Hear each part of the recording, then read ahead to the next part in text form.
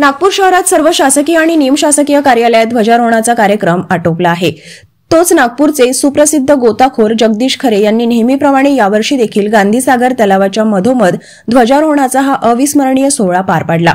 नागपूरचे राजे मोधोजी भोसले यांची या सोहळ्यात प्रामुख्याने उपस्थिती होती। यंदा तलावात 10 फूट पाणी तुडुंब भरले असताना देखील राजे मोधोजी भोसले यांनी तलावात पोहोचून हा प्रजासत्ताक दिन साजरा केला।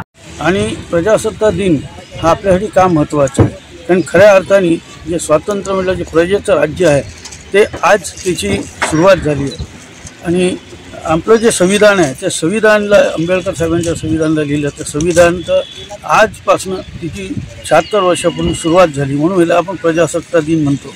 आणि ते संविधान कायमरूपी आपण त्या संविधानानं काम करावं, आपल्या मनामध्ये तो संविधान असला पाहिजे याची आठवण म्हणून दरवर्षी आपण हा राष्ट्रीय ध्वज आपण हा फहरवतो। आणि संविधानाच्या ह्याच्यामध्ये आपण भारतामध्ये आपण जे बी कार्य करतो संविधानाचं हे राखून आपण करतो।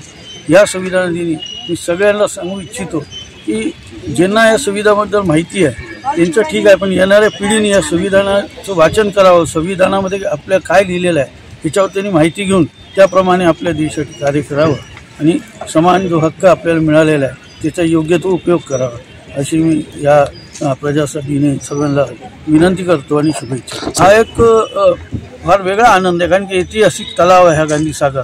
आणि मला वाटतं की कुठंच महाराष्ट्रामध्ये पहिलाच असा तलाव असेल ज्या ठिकाणी ध्वजावंदन होते।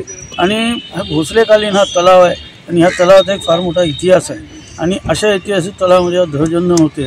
यावर्षी जर बघितलं तर पाणी जो आमचा वटा आहे ध्वजवंदनाचा त्याच्यावर पाणी असल्यानंतर बी ह्याची डब्याची एक हे तयार केलेलं आहे प्लॅटफॉर्म, आणि त्याच्यावरनं ते ध्वजारोहण आम्ही केलं। त्याच्यापूर्वी बी असं एकदा झालं होतं।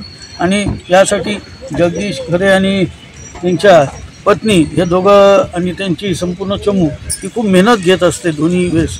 आणि एक राष्ट्रप्रेमाचं त्यांच्यामध्ये एक अंगीकार आहे आणि त्याचं प्रतीक हे ह्या रूपाने हे होते आहे। मी त्यांना बी खूप खूप शुभेच्छा देतो आणि एक चांगला उपक्रम ते राबवतात त्यासाठी मी धन्यवाद देतो।